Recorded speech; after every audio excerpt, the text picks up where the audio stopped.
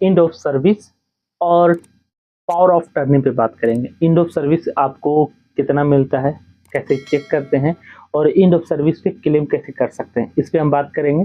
और पूरी डिटेल्स में एंड ऑफ सर्विस पे कि 1 साल का कितना हुआ, 10 साल आपने काम किया तो उसका कितना पैसा निकलेगा, पूरा डिटेल्स में हम बात करेंगे।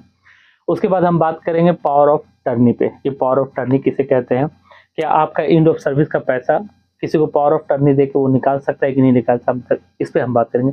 वीडियो हो सकता है कि लंबा हो जाएगा, पर इंशाल्लाह बहुत ही यूजफुल वीडियो होगी सऊदी अरब में हर वर्कर के लिए, जो लोग यहाँ काम कर रहे हैं और जो लोग यहाँ से काम कर चुके हैं, अब जाना चाहते हैं तो उनका एंड ऑफ सर्विस वो चाहे तो किसी को पावर ऑफ टर्नी दे सकते हैं।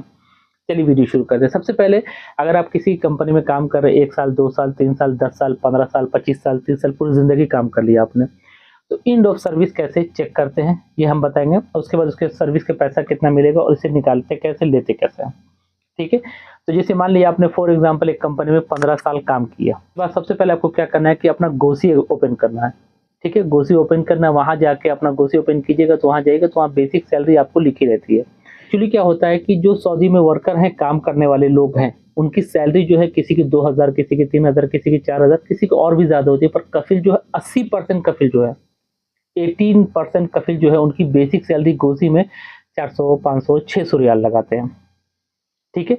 इसके बाद उसमें क्या होता है कि जब उनकी सैलरी कम होती है तो एंड ऑफ सर्विस जो उनका हिसाब कम आता है। जैसे मान लीजिए 10 साल आपने काम किया तो आपको उसका हिसाब जो है 400 या 500 गोसी में आपकी सैलरी उसी के हिसाब से आएगा। सबसे पहले हम आपको दिखाते हैं कि एंड ऑफ सर्विस चेक कैसे करते हैं। आइए स्क्रीन पे, उसके बाद फिर हम इस पे बात करेंगे। देखिए अब हम आ गए स्क्रीन पे, अब हम आपको बताते हैं एंड ऑफ सर्विस कैसे चेक करते हैं, ठीक है। सबसे पहले इसका लिंक जो है मैं डिस्क्रिप्शन में डाल दूंगा, आप वहां से उठा लीजिएगा और मैं आपको एक्सप्लेनेशन करता हूँ कि एंड ऑफ सर्विस कैसे चेक करते हैं कि 1 महीने का कितना बना, अगर 15 साल आपने काम किया, 10 साल काम किया तो उसका कितना बना। सबसे पहले जैसे मान लीजिए आपकी जो भी सैलरी गोसी में है, ठीक है, जितनी मान लीजिए 450 रियाल गोसी में आपकी बेसिक सैलरी है, जो आपकी गोसी में बेसिक सैलरी वही यहाँ आपको डालना है, ठीक है। उसके बाद यहाँ आपने गोसी में बेसिक सैलरी डाल देंगे, ठीक है। उसके बाद यहाँ आप आएंगे, आइडेंटिटी पे क्लिक करेंगे, ओके।